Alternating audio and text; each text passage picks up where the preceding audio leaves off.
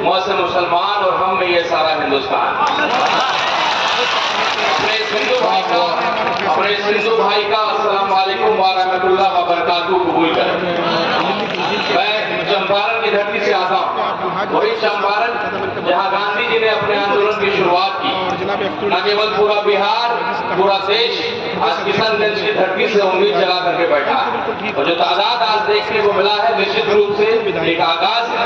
तो चंपारण की धरती में मोहनदास करमचंद गांधी बन करके आए थे और गांधी की उपाधि लेकर के गए। उन्होंने देश को सिखाया कि कैसे शांति से क्रांति लाई जा सकता है। मैं उस चंपारण की धरती से आकर के आपका जो है इस महान क्रांतिकारी किशनगंज की धरती को प्रणाम करता हूँ, सलाम करता हूँ। और ये जो आगाज हुआ केवल एक आग्रह होगा, निवेदन होगा, जो देश के माहौल है इस तरीके से अगर कोई क्रांति का रूप ले, खास करके अगर आपका कौम कोई रूप लेता है तो तरह तरह की बातें बोल करके बदनाम किया जाता है। वो बांग्लादेशी है, वो पाकिस्तानी है, तरह तरह की बातें। तो संयम के साथ लड़ना जरूरी है।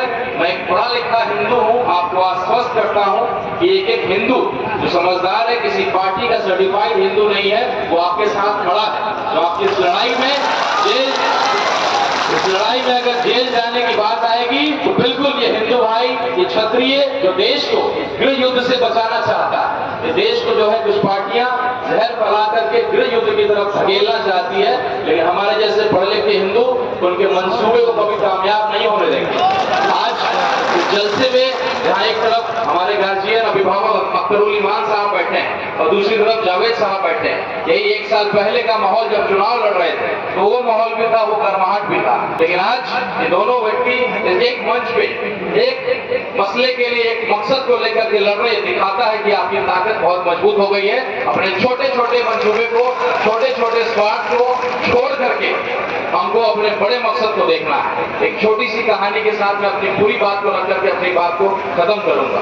एक बार एक मुजरिम को सजा दिया गया कि तुमको सांप से कटवा करके मारा जाएगा। फांसी की जगह कहा गया कि तुमको सांप से कटवाया जाएगा। उस व्यक्ति को खड़ा किया गया, शीशे के उस पार पानी था, पानी से सांप आता हुआ दिखाया गया। उस मुजरिम को मालूम नहीं था कि शीशे के वो शीशा भी बीच में है, सांप और उसके बीच में दरमियान एक शीशा है, उसको पता नहीं था। उस व्यक्ति को दिखाया गया कि पानी से सांप चलता हुआ आ रहा है। जब सांप नजदीक आया उसके चेहरे को काले रंग के कपड़े से ढक दिया गया और केवल उसको एक पिन चुभाया गया, केवल एक पिन चुभाया गया। उस व्यक्ति को लगा कि मुझे सांप ने काट लिया और वो मर जाता है। तो ये डर, ये जहर जो फैलाने का प्रयास किया जा रहा है, आपको डराने का प्रयास किया जा रहा है और आपको आपस में बांटने का प्रयास किया जा रहा है। अरे भाई साहब, मैं हिंदू, क्या मैं अपने मंदिर में किसी मुसलमान भाई को कबूल करूंगा कि मेरे मंदिर के ट्रस्ट में मुसलमान भाई आए? मैं नहीं कबूल करूंगा। तो फिर मैं क्यों कहूंगा कि मुसलमान के ट्रस्ट में, वक्फ बोर्ड में किसी हिंदू को उसमें शामिल किया जाए? ये बिल्कुल संविधान के विरुद्ध है। Right of equality, freedom of religion, इसको जो है तोड़ने का प्रयास किया जा रहा है। हमारे राष्ट्रपति कहते हैं कि सुप्रीम कोर्ट बड़ा सांसद हो गया। अरे सुप्रीम कोर्ट सबसे बड़ा कस्टोडियन होता है लोकतंत्र का।